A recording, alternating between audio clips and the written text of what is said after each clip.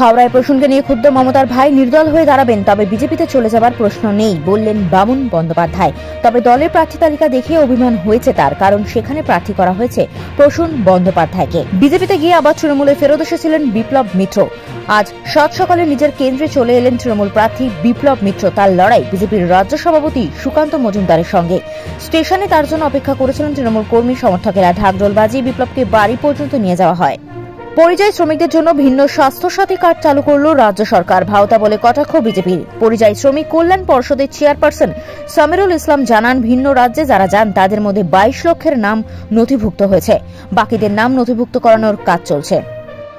অভিষেকের সমস্ত সম্পত্তি বাজেয়াপ্ত হয়ে গেছে প্রকাশ্যে জানিয়ে দিলেন মুখ্যমন্ত্রী মমতা বন্দ্যোপাধ্যায়। তবে তৃণমূলের সর্বময় নেত্রী স্পষ্ট করে দিয়েছেন, সমগ্র বিষয়ের নেপথ্যে রয়েছে বিজেপির রাজনৈতিক প্রতিহিংসা।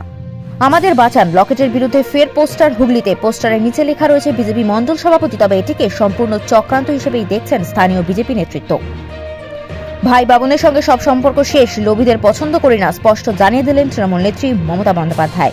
হাওড়া সদর লোকসভা কেন্দ্রে তৃণমূল প্রার্থী হতে না পেরে বাবুন যা করেছে তা বলছেন, তাতে গোটা বন্দ্যোপাধ্যায় পরিবার ক্ষুব্ধ বলে জানিয়েছেন মমতা। মমতা আরও বলেন, আমি সরাসরি বলছি, যারা বেশি বড় হয়ে যায় তাদের লোভও বেড়ে যায়। ওকে পরিবারের সদস্য বলেই আমি মনে করি না, সব সম্পর্ক ছেদ। বহরমপুরে অধীরের বিরুদ্ধে গো ব্যাক স্লোগান যারা বিক্ষোভ দেখাচ্ছিলেন তাদের বোঝানোর চেষ্টা করেন অধীর চৌধুরী, কিন্তু বহরমপুর পৌরসভার চেয়ারম্যান নারুগোপাল মুখোপাধ্যায় নামে জয়ধ্বনি দিয়ে অধীরের বিরুদ্ধে ক্ষোভ উগরে দিতে দেখা যায় তাদের। ঘটনায় তৃণমূলের বিরুদ্ধে অভিযোগের আঙুল কংগ্রেসের।